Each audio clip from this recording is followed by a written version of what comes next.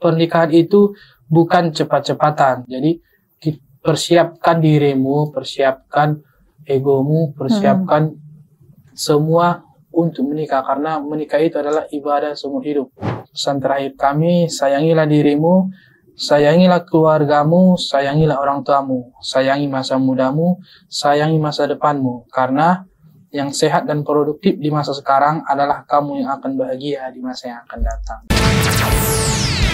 Saatnya kita masuki program Talk Show. Dialog interaktif 1 jam bersama Dinas Pengendalian Penduduk dan Keluarga Berencana Kabupaten Mandailing Natal. Live. Acara ini dipersembahkan Dinas Pengendalian Penduduk dan Keluarga Berencana Mandailing Natal. Mari hidupkan keluarga sehat, bahagia, dan sejahtera. Assalamualaikum warahmatullahi wabarakatuh. 102,6 FM Statsrasi Suara, satu kata penuh makna pasti selalu di hati. Sahabat Star FM udara dari Studio 3 Lantai 3 Gedung Star FM di Jalan MD Langapa Nyambungan. Kali ini kembali lagi di Talk Show, dialog interaktif bersama Dinas Pengendalian Penduduk dan Keluarga Berencana. Dan kali ini sahabat Star FM kita akan mengulas tema tentang gizi pada remaja. Kali ini kita akan berbincang bersama ada Ibu Elvi Hairani dan juga Bapak Muhammad Rizky Habibullah, dan di studio sudah berhadir bersama kita. Kita akan coba berbincang-bincang dengan Bapak dan Ibu untuk membicarakan mengenai gizi pada remaja. Kali ini kita coba sapa dulu. Assalamualaikum Bapak Ibu.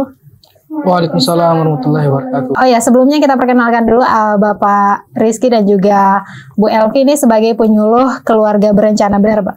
Iya, betul sekali Ibu. Ya, kali ini seperti tema kita tadi, kita berbicara mengenai gizi pada remaja. Kita perlu tahu juga nih sebenarnya gizi itu apa, karena secara umum kita cuma taunya oh ada vitaminnya nih, kira-kira kayak gitu ya Pak Bu soal gizi ya. Tapi kita pengen tahu lebih jauh gitu, sebenarnya gizi itu apa? Ke Bapak atau Ibu silakan Pak. Ya baik, izin menjawab ya Bu. Ya, terima kasih. Jadi bahasa sederhananya, gizi adalah zat makanan yang dibutuhkan oleh tubuh, baik dia berupa karbohidrat, protein, lemak, vitamin, air, dan mineral. Sedangkan remaja menurut BKKBN, seseorang yang berusia dari 10 sampai 24 tahun dan belum menikah.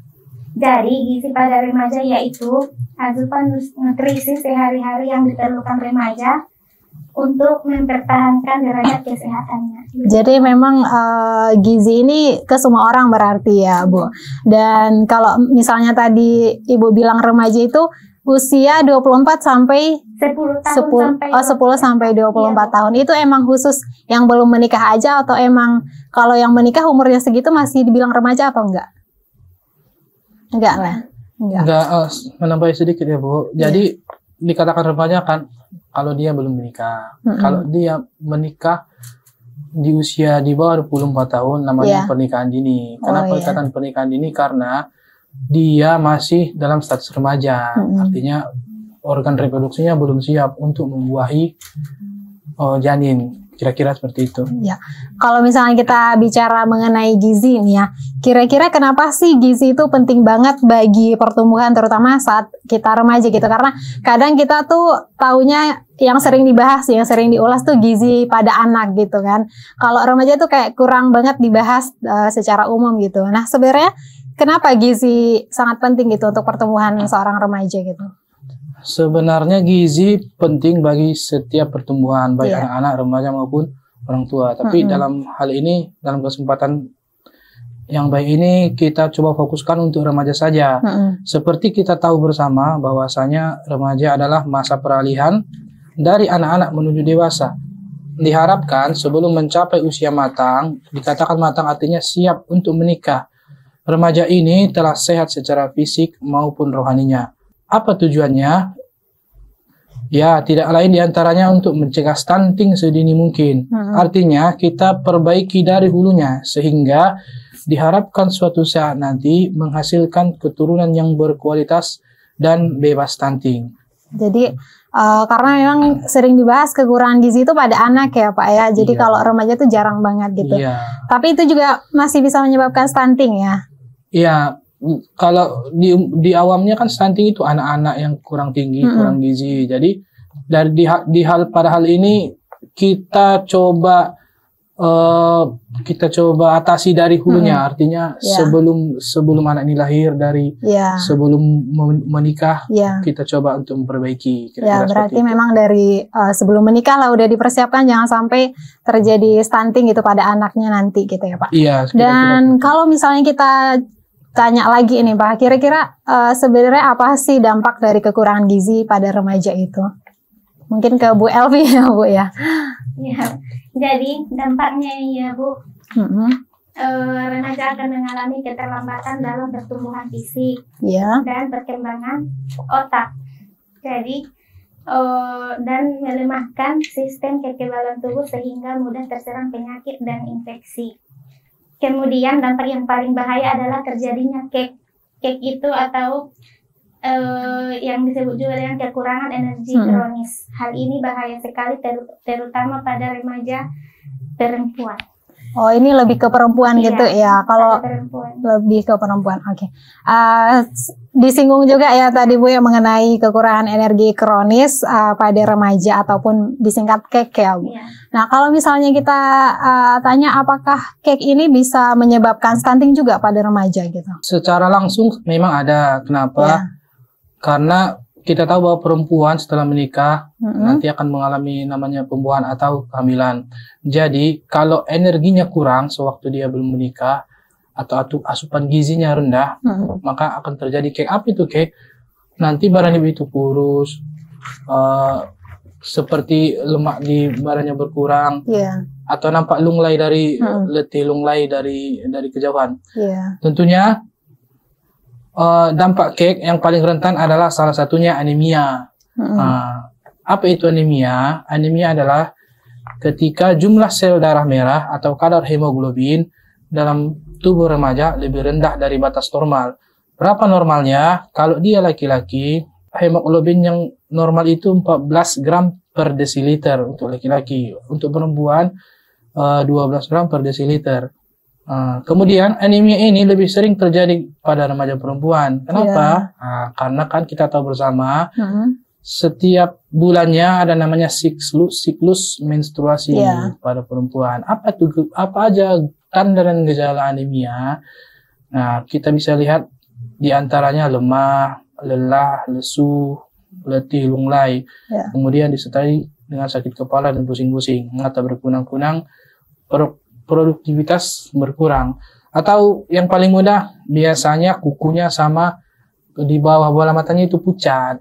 Artinya, kuku sama bawah bola mata ya? Biasanya itu yang paling umum lah kalau kita berobat entah ke klinik atau ke fasilitas kesehatan. Yang paling umum biasanya begitu. Dan untuk memastikannya biasanya kita cek darah. Biasanya itu di laboratorium untuk memastikan dia anemia atau tidak. Ya, karena memang sering banget ya kalau perempuan kita tahu sering banget mengalami anemia karena setiap bulan ya pasti mengalami menstruasi dan pasti kekurangan darah ya sahabat Star FM. Kalau misalnya cara mencegah anemia itu seperti apa Pak atau Bu?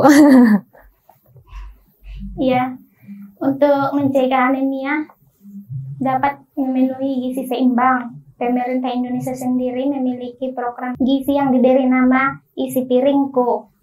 Ini program pemerintah ya Bu ya? Iya, Isi Piringku. Di mana program ini menggantikan konsep makanan 4 sehat 5 sempurna yang selama ini sudah diketahui di kalangan masyarakat, yaitu 2/3 dari setengah piring isinya makanan pokok, 2/3 dari setengah isi piring isinya sayuran, 1/3 dari setengah piring isinya lauk pauk, 1/3 dari setengah piring isinya buah-buahan. Jadi dan mengkonsumsi tablet tambah darah sebanyak 1 tablet per minggu. Kemudian melakukan aktivitas fisik 30 menit per hari. Itu setiap harinya ya. Kalau memang makanan ya secara umum 4 sehat 5 sempurna ya. Kalau misalnya minum obat tadi yang Ibu bilang itu wajib banget gak sih itu bagi perempuan? Wajib banget ya, karena untuk menambah darah bagi perempuan ya. Kalau misalnya peran dari BKKBN dalam hal ini kan ada Dinas Pengendalian Penduduk dan Keluarga Berencana untuk remaja itu seperti apa?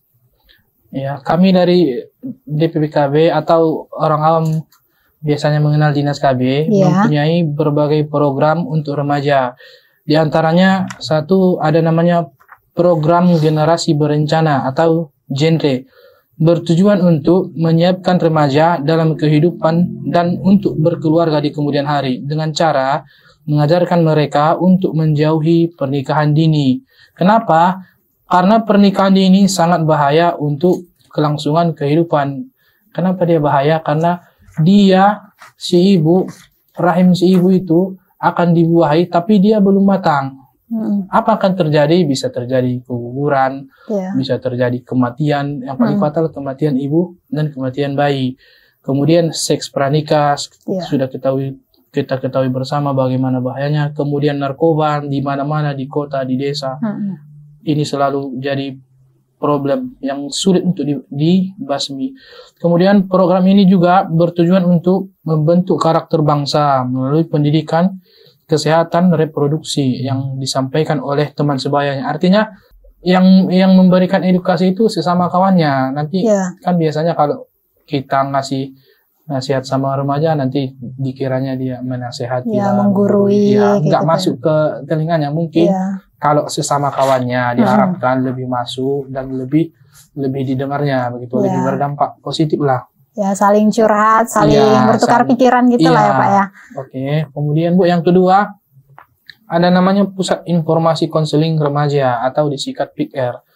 Merupakan wadah untuk memberikan informasi dan konseling kesehatan reproduksi serta menyiapkan kehidupan berkeluarga. PIKR ini Bu, biasanya ini kami bekerja sama dengan sekolah-sekolah SMA dan SMP karena kan usia remaja. Kan? Kemudian yang ketiga, pembinaan, ada namanya pembinaan kelompok kegiatan kader. Biasanya ini 3, satu ada namanya BKL, Bina Keluarga Lansia, yang punya lansia. Kemudian ada namanya BKB, Bina Keluarga Balita, yaitu keluarga yang punya balita. Kemudian ini, Bina Kelompok Kegiatan Remaja atau BKR. Nah, kita fokusnya untuk remaja ini, Bina Keluarga Remaja. Ya. Seperti itu, Bu. Dari Dinas Pengendalian Penduduk dan Keluarga Berencana sebenarnya sudah memfasilitasi ya para remaja dalam hal ini. Banyak sekali program juga yang sudah disediakan oleh DPPKB. Dan ada juga tadi Bapak menyinggung pernikahan dini ya, di awal juga tadi sudah disampaikan bagaimana pernikahan dini. Kalau boleh tahu lebih dalam gitu, sebenarnya apa sih pernikahan dini itu dan dampaknya buat kita sebagai remaja itu seperti apa, Pak? Oh, itu Bu Elvi dulu ya. Jadi dampak dari pernikahan dini, menurut BKKBN, pernikahan dini adalah pernikahan yang dilakukan di bawah usia produktif, yaitu kurang dari 21 tahun untuk wanita. Untuk laki-laki kurang dari 25 tahun. Dampak buruk yang ditimbulkan diantaranya kematian ibu dan bayi, kurang gizi pada anak, kekurangan ekonomi, kehilangan hak untuk tumbuh, begitu. Ya, itu seperti sebagai dampak ya terhadap pernikahan dini itu. Dan mungkin apa kira-kira Pak Bu yang ingin disampaikan gitu di segmen terakhir ini untuk seluruh remaja yang ada di Indonesia ini, pesan-pesannya seperti apa? Mungkin terkait menyambung yang disampaikan oleh Ibu Elvi tadi tentang pernikahan dini. Jadi pernikahan itu bukan cepat-cepatan, tapi pernikahan itu adalah lama-lamaan, bukan kita lebih cepat dari yang lain. Akan kita bagi, bukan. Jadi persiapkan dirimu, persiapkan egomu, persiapkan semua untuk menikah, karena menikah itu adalah ibadah seumur hidup. Jadi jangan menikah untuk mencari kebahagiaan, bukan. Jadi menikah itu untuk beribadah. Kemudian pesan terakhir kami, sayangilah dirimu, sayangilah keluargamu, sayangilah orang tuamu, sayangi masa mudamu, sayangi masa depanmu. Karena yang sehat dan produktif di masa sekarang adalah kamu yang akan bahagia di masa yang akan datang. Iya, jadi tidak untuk berlomba-lomba menikah gitu ya. Kalau yang belum siap ya udah, jangan dulu gitu ya. Itu dia pesan dari Bapak Rizky yang udah disampaikan kepada kita ya untuk seluruh remaja yang ada di Indonesia. Jadi jangan terlalu buru-buru, kalau belum siap ya udah nggak usah dulu ya. Sahabat Star FM. Terima kasih buat Pak Rizky dan juga Bu Elvi sudah hadir di dialog kali ini bersama Radio Star FM dengan tema gizi pada remaja. Demikian, nantikan dialog interaktif berikutnya di episode selanjutnya. Terima kasih. Wassalamualaikum warahmatullahi wabarakatuh. Horas.